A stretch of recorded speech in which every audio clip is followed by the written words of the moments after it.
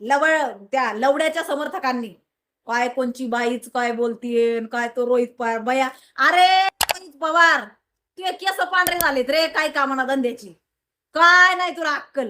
हा ते आजोबाचं आयतं केळीचं पान भेटलेलं आहे, ताट वाढलेलं सगळं आणि ते आयतं खायचं.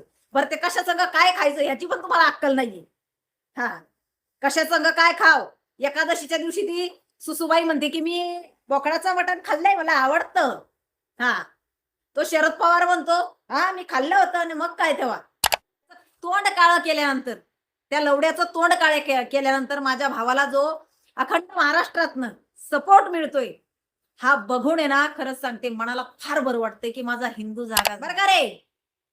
हा तुझ्या नजरेत, तुझ्या रोहित पवाराच्या नजरेत, तुझ्या वाकड्याच्या नजरेत आणि तुझ्या त्या वाकड्याच्या राष्ट्रवादीच्या नजरेत जर माझ्या धर्माचं काम करणारे माझे बांधव हिंदू आतंकवादी असतील तर आम्हाला ते मान्य आहे.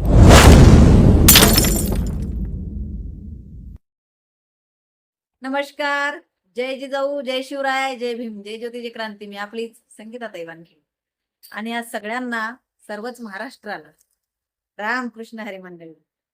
त्याचं कारणही असंच आहे. काय माहिती का, आपण बऱ्याच दिवसापासून बघतोय एक कोणतरी ते जर वरचा जो अनुस्वार आहे ना तो जर काढला ना, लवंडेचा जर काढला तर काय होतं, लवडे. आणि तो तेच असणार, तो लवडेच असणार. हा तो अनुस्वार त्यांनी दिला असणार आहे, त्याच्या नावाप्रमाणेच तो आहे. आणि तो बऱ्याच दिवसापासून आमच्या हिंदू धर्मावर, आमच्या वारकरी संप्रदायावर गरळ ओकतोय. आमच्या हिंदू धर्माचं काम करणाऱ्या जे हिंदू धर्माचे पाईक आहेत, आत्ता आत्ता या युगामध्ये ज्यांनी हिंदू धर्माची पताका आपल्या खांद्यावर घेतली, आपल्या घरावर तुळशीपत्र ठेवले आणि महाराष्ट्रभर हिंदू धर्माचा प्रचार आणि प्रसार करत फिरतायत, असे माझे संग्राम बापू भंडारे, माझे भाऊ, माझे धर्मबंधू.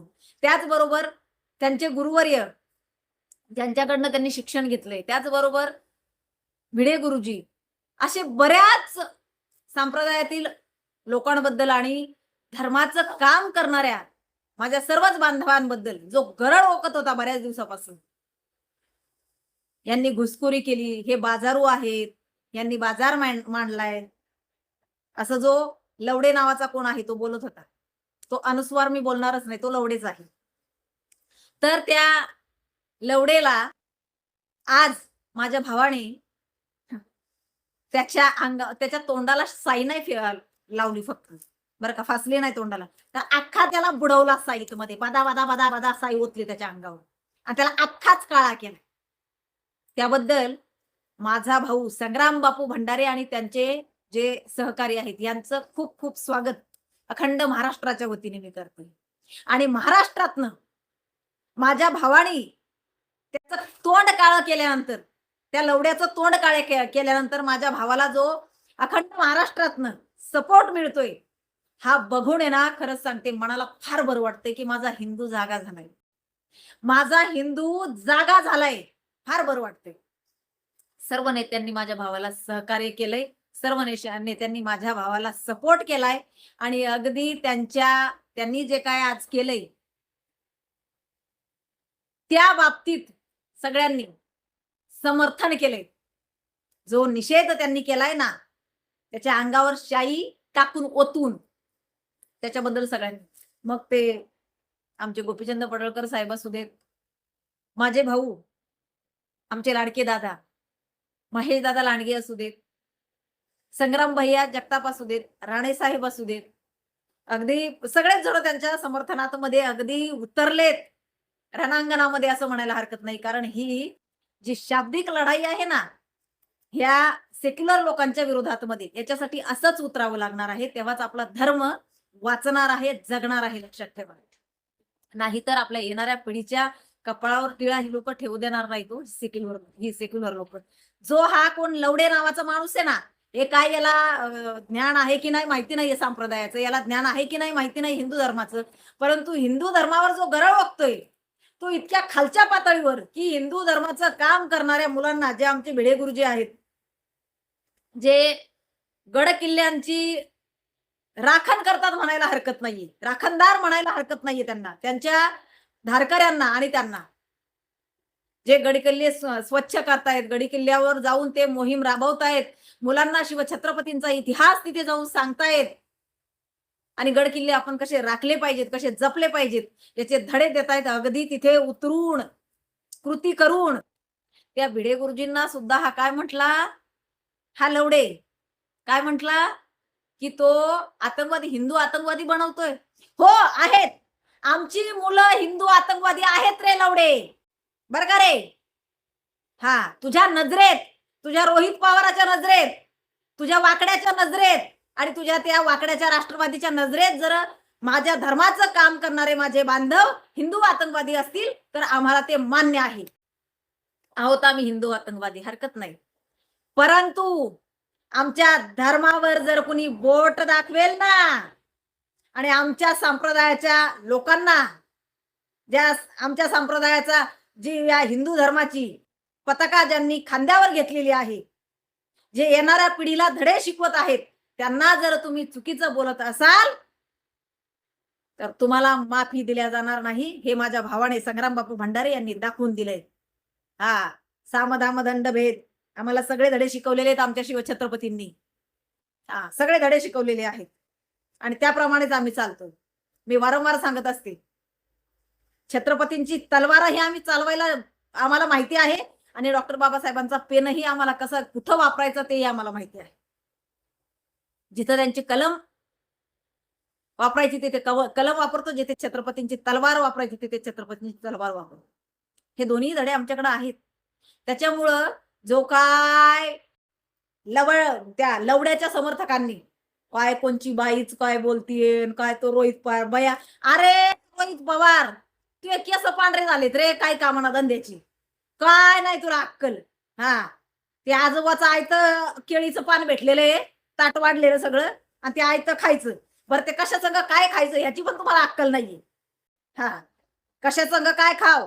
एकादशीच्या दिवशी ती सुसूबाई म्हणते की मी बोकडाचं मटण खाल्लंय, मला आवडतं. हा, तो शरद पवार म्हणतो हा मी खाल्लं होतं आणि मग काय तेव्हा, आणि म्हणून मी त्या गणपतीला गेलो नाही दर्शनाला. अरे नका रे आमच्या धर्माच्या वाटेला जाऊ. तुम्ही हिंदू धर्माच्या वाटेला गेलात म्हणून संपलात. ए वाकड्याची सेना अख्खी निजवली आहे. हिंदू धर्माच्या विरोधात गेलात ना, अख्खी झोपवली तुमची सेना. हा, त्या उधावची पण आणि तुमची पण. काही औषधाला पण ठेवलं नाही काय, बरं का. त्याच्यामुळे नादी लागू नका रे तुम्ही, आमच्या नका लागू.